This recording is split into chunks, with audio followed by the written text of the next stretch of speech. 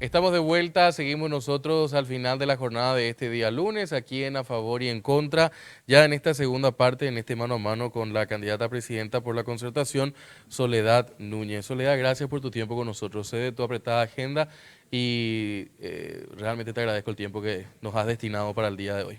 ¿Qué tal, Juan Pablo? ¿Cómo estás? Muchas gracias por la invitación y un placer estar aquí. Bueno, este tema de lo que implica el momento histórico que estamos viviendo, empecemos por ahí.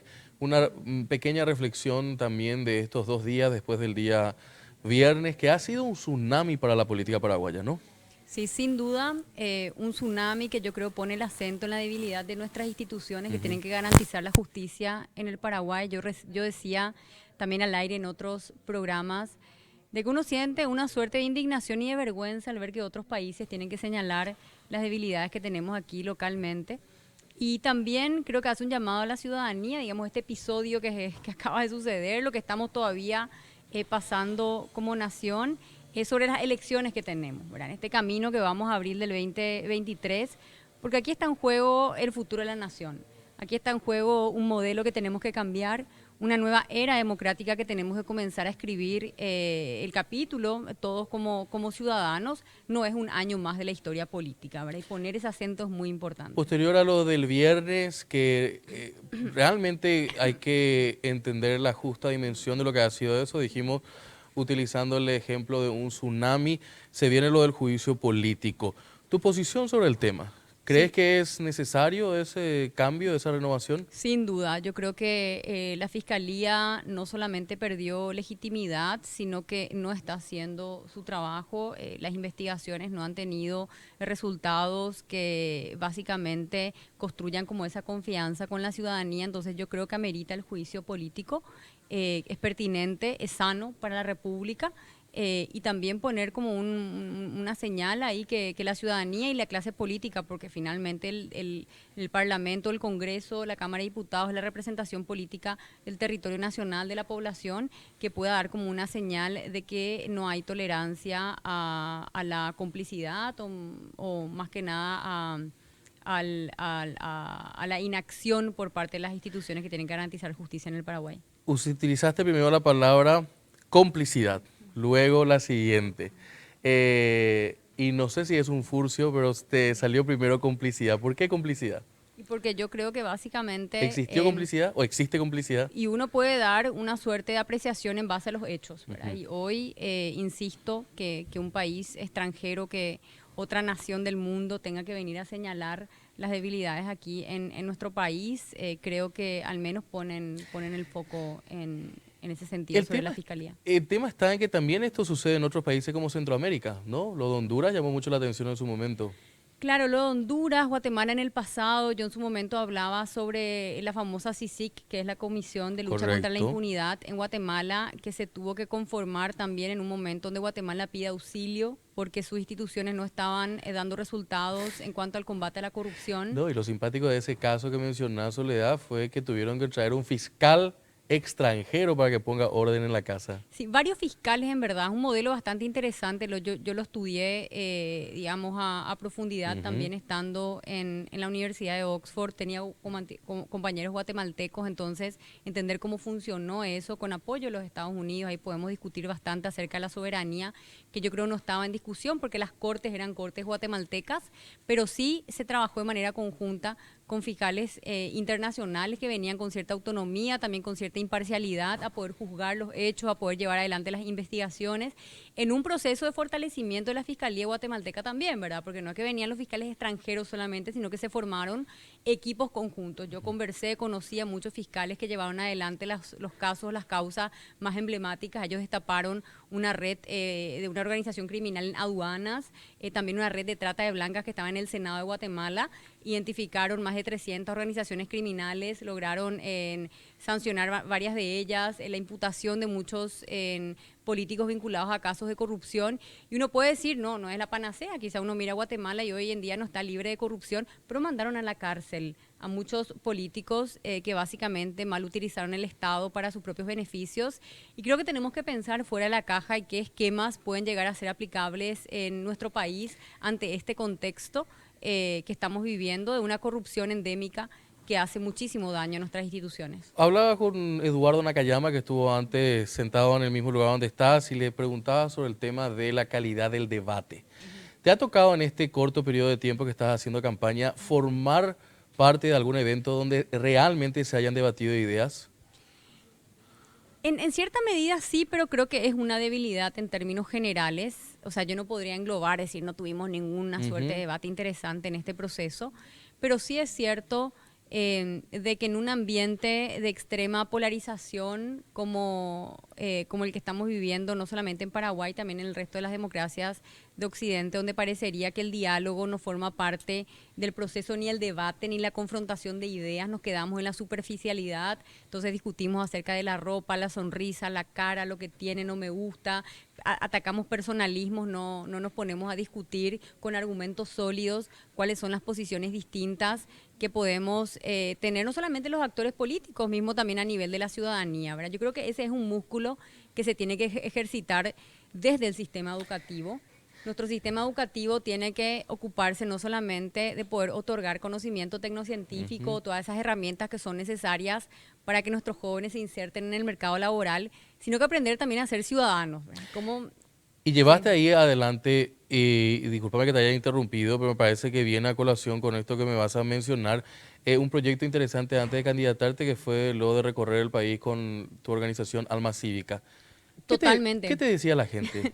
Sí, Alma Cívica nace un poco bajo el reconocimiento de esta realidad para poder fortalecer el civismo, la educación ética, también llevar adelante un contenido como filosófico en términos políticos, también de discutir las ideas, el modelo país, qué significa la política, cómo funciona el Estado.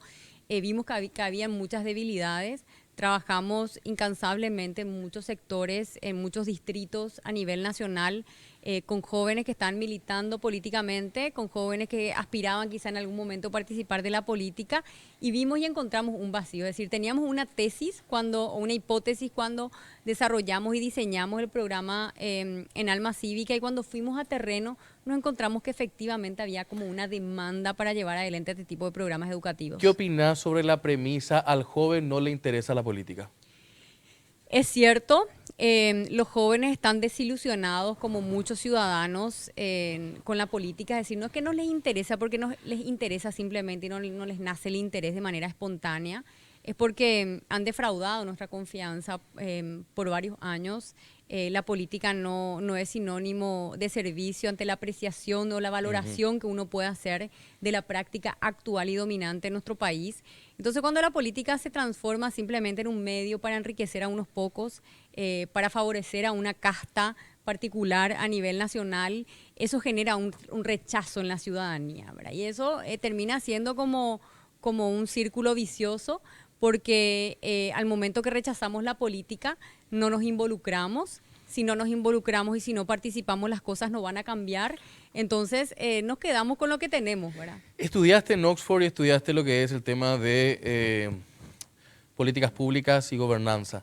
Una de las cuestiones que yo siempre planteo es que la democracia, lastimosamente, o la transición, la larga transición, me toca a mí tener una persona en mi familia que formó parte del grupo que hicieron la Constitución del 92. Y normalmente nos discutimos ante este hecho y yo le digo, muy lindo, ustedes armaron un excelente material, pero nos formaron demócratas en el proceso. Exactamente. ¿Coincidís? Sí, coincido plenamente. De hecho, hay un concepto, un politólogo argentino que describe un poco los problemas serios en las democracias de América Latina y habla del vaciamiento del contenido material, es decir, democracias que se han consolidado en las urnas, democracias que han conquistado, o sistema político democrático que ha conquistado algo muy valioso que es la libertad, ¿verdad? Hoy yo me puedo candidatar, puedo participar activamente en la vida política, pero todavía esa democracia de las urnas o esa democracia que conquistó la libertad no la transformamos en una democracia de resultados, porque no hemos formado demócratas y nuestras instituciones tienen serias debilidades para poder otorgar finalmente resultados a la ciudadanía, ¿verdad? Y eso corroe el sistema político, por eso en los 30, 33 años estamos en momentos donde los niveles de confianza de la ciudadanía hacia el sistema político son los niveles más bajos. Eso lo dice el Latino Barómetro y los mismos jóvenes cuando uno le pregunta qué apego tienen hacia los valores democráticos. A mí me preocupa, tenemos tenemos la obligación, el imperativo casi moral, también por lo menos quienes nos consideramos demócratas, de rescatar nuestro sistema político y de rescatar de quién, digamos, de manos de quienes tienen secuestrado nuestro sistema y anclado en una lógica de funcionamiento basada en el sistema clientelar, prebendario, en la corrupción, etcétera. Y eso tenemos que hacerlo ya. O sea, yo creo que el 2023 es el año donde todos tenemos que decidir comenzar a escribir este nuevo capítulo en nuestra historia. Soledad, hablábamos fuera de micrófono y le hacemos partícipe también a la teleaudiencia sobre este tema. Y te decía que la balanza actualmente de este escenario político que tenemos no está balanceado. Yo también te decía de que hay un actor que en estos momentos está en la vidriera, que tal vez si no estuviese, la cancha hubiese estado más balanceada. Sí, totalmente, ¿verdad? Vemos una concentración de poder que atenta contra justamente nuestro sistema político, que es lo que tiene que alertarnos a los distintos actores y a las élites también a nivel nacional, porque, ojo, las élites juegan un rol fundamental en los procesos de transformación. Si tenemos una élite económica conformista, si tenemos una élite académica que no cuestiona, que no es crítica, si tenemos una élite política que está cooptada o que está secuestrada o que vive, digamos, del salario que proviene de algún sector que concentra el poder económico, entonces no existe una suerte como de balance también en el proceso, ¿verdad? Yo creo que hoy en día hay muchos sectores que se están despertando y están entendiendo de que algo no está bien, ¿verdad? Más allá de del juicio que uno puede hacer hacia cuestiones de corrupción, etcétera, de que esto no puede funcionar bien nuestro sistema. Y ahora tenemos que pasar a la acción, digamos, y a exigir que nuestras instituciones sean las que funcionen para poder garantizar finalmente esa independencia y ese balance de los poderes. Paraguay es un país con 200 años y un poco más. Somos muy jóvenes todavía, nos hace falta desandar mucha historia política todavía, ¿crees vos? Y ahí decirte con esta afirmación que te estaba diciendo, en realidad una pregunta para conocer tu parecer. ¿Apeligra la democracia? Yo creo que sí. Yo sostengo, insisto, cuando diseñamos Alma Cívica, la organización, uno de los argumentos de Estado, los justificativos de su creación, tenía que ver con que la democracia, después de la época de la dictadura, los primeros años, yo creo que el sistema político no necesitaba la participación ciudadana más que nunca, porque había que instalar un nuevo sistema político, había un proceso casi pedagógico también que hacer con toda la ciudadanía. Y creo que desde ese entonces nunca la democracia estuvo tan en riesgo como ahora. O sea, esta es la década en que la democracia nos necesita más que nunca a los ciudadanos para que seamos protagonistas y partícipes del proceso de consolidación de una segunda transición democrática. Segunda transición, Sí. pero en realidad cuando decíamos apeligra la democracia, yo diría que post dictadura y primeros años de la transición pensábamos en militares o grupos paramilitares que puedan estar tomando el gobierno en cierta manera. ¿A qué apeligra la democracia en este momento? ¿Grupos criminales internacionales? ¿Por dónde iría? Sí, por un lado sí, los grupos, las organizaciones criminales que pueden terminar cooptando al Estado, es decir, podemos convertirnos en un narcoestado donde la democracia es simplemente una ficción y de faceta, digamos. ¿Lo hace Pero también, ya en algunos países? En algunos países, sí, definitivamente, con sus altibajos, ¿verdad? Creo que hay políticas de combate al crimen organizado que han logrado resultados favorables por un lapso de tiempo y bueno, es una tensión constante en América Latina y el Caribe, que además requiere de una suerte de coordinación y articulación, un gran concierto de las naciones para que eso se pueda combatir de manera efectiva, porque no hay política que pueda funcionar con un solo país combatiendo este flagelo que nos afecta como región. Pero también creo que el riesgo aquello que atenta contra la democracia es el surgimiento de liderazgos populistas, tanto de izquierda como de derecha, con rasgos autoritarios, que quieran venir a instalar sistemas políticos no democráticos, autoritarios, una tiranía en nuestro país, y eso puede suceder, ¿verdad? Desde cualquiera de los dos extremos, porque ante la falla de las instituciones, cuando las instituciones fallan, no funciona, no hay salud, no hay educación, no hay vivienda, no hay transporte público, no hay empleo, no existen políticas públicas decentes que se pongan en marcha. La ciudadanía o la clase política no goza de la confianza de la ciudadanía, entonces tenemos un sistema roto. Y ahí aparecen los demagogos que se transforman en populistas, que prometen cosas que no pueden cumplir y terminan alimentando un sistema medio anárquico donde ellos se plantean como la salvación y fácilmente podemos migrar sin darnos cuenta en un periodo de un sistema democrático a un autoritario. Pero para eso también una democracia necesita ser educada. Sí. Los niveles de analfabetismo, de poca participación, de educación cívica, como estabas diciendo, Soledad, distan mucho de la capacidad de poder entender hasta lo que es un concepto de democracia. Claro, el sistema educativo está fallando y está fallando, yo insisto, le estamos vendiendo una falsa ilusión de educación a nuestros jóvenes, les entregamos el cartoncito después del tercer año de la media, pero la realidad es de que ese cartón que cuelgan alegremente en la pared de su sala o de su habitación no es sinónimo de conocimiento. Nuestro sistema no les está otorgando las herramientas, los instrumentos que nuestros jóvenes necesitan para ser buenos ciudadanos y también para poder insertarse después en el mercado laboral.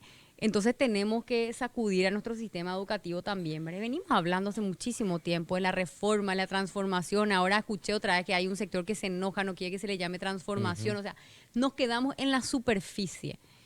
Y nuestro famoso bono demográfico lo estamos perdiendo, ¿verdad? Esto tiene fecha de caducidad. Y nosotros como generación tenemos una responsabilidad que es ineludible. Cuando hablo generación no me refiero a la generación joven simplemente, sino que a la generación que está viva en este momento de la historia nacional. Las generaciones futuras nos van a juzgar, nos van a decir qué hicieron los que estaban vivos en el 2020, en el 2021, en el 2022, qué hicieron con nuestro sistema educativo. Y la verdad es que no estamos haciendo nada, ¿verdad? Es hora de despertarnos, de poder garantizar no solamente una buena cobertura en términos de educación, sino que por sobre todo calidad educativa en las aulas. Y ahí el plantel docente es clave, los maestros y las maestras, los institutos de formación docente que requieren los cambios necesarios a nivel nacional. Ahí con eso me gustaría consultarte porque nos queda pocos minutos. Siempre me dicen por qué media hora y porque media hora siempre nos da la posibilidad de poder seguir hablando más en otra oportunidad. Pero Soledad, te toca el día de mañana tener la posibilidad de estar sentada como presidenta de la República y llevar adelante políticas públicas. ¿Cuesta llevar adelante en el Paraguay políticas públicas habiendo sido ministra ya en su momento? Yo creo que tenemos muy buenos técnicos en nuestras instituciones públicas. Esto es muy importante, desafiar un poco ese paradigma que está instalado de que todos los funcionarios públicos son inútiles, corruptos, tontos, para nada. Creo que tenemos muy buenos talentos en los distintos sectores, ¿verdad? En agricultura, en vivienda, en el área social, en infraestructura. El tema es que muchas veces no tienen la oportunidad para llevar adelante las políticas que incluso están diseñadas y están en las estanterías de muchos de nuestros ministerios. Por la agenda de política partidaria. Por la agenda de política partidaria. Acá yo por eso insisto mucho cuando discutimos o en los debates que me preguntan el qué vamos a hacer. Le digo, el qué podemos quedarnos discutiendo yo, o sea, conversando horas y horas. Les puedo hablar de miles de planes que están escritos en nuestro país, de cosas que podemos hacer. Pero acá hay dos preguntas que tenemos que responder que creo que son incluso mucho más importantes que el qué. ¿Qué es el cómo? ¿Verdad? Es decir, la capacidad de gestión, cómo vamos a construir la musculatura en nuestras instituciones para ejecutar esos hermosos planes que tenemos en Paraguay. Esto no es... esto tiene, digamos, una técnica detrás. Construir la capacidad de gestión tiene que ver con mejorar el rendimiento, la productividad, con gestión del talento humano, con los procesos, los procedimientos. Lo que hicimos en la Cenavitat para poder construir más de 30.000 viviendas, pasar de un promedio de 5.000. Eso fue toda una técnica y una capacidad de gestión para construir la capacidad de entregar resultados. Y la segunda pregunta que tenemos que responder es el quién. Porque a quién vamos a poner al frente de las instituciones va a depender mucho de los resultados que vamos a poder lograr. Si ponemos a un ministro corrupto, si ponemos a una presidenta o un presidente corrupto, seguramente vamos a tener serias dificultades del qué transformarlo en realidad. ¿Hay gente para conformar un gabinete? Sí existe. En Paraguay existe un montón de muchas personas talentosas, profesionales, con vocación de servicio, con compromiso, con una convicción también muy fuerte para llevar adelante los grandes cambios que necesitamos en el Paraguay. Pero tienen que sentirse inspirados por el liderazgo, ¿verdad? Si tenemos un liderazgo que no inspira, entonces muchas veces uno prefiere quedarse fuera. Soledad, dos cuestiones últimas. Uno, la salud de la concertación, ¿cómo está? Estamos bastante bien. Yo siempre celebro lo positivo que tiene la concertación. Veo un espacio político de mucha madurez, con la capacidad de construir acuerdos, de poner en primer lugar las coincidencias por encima de las diferencias.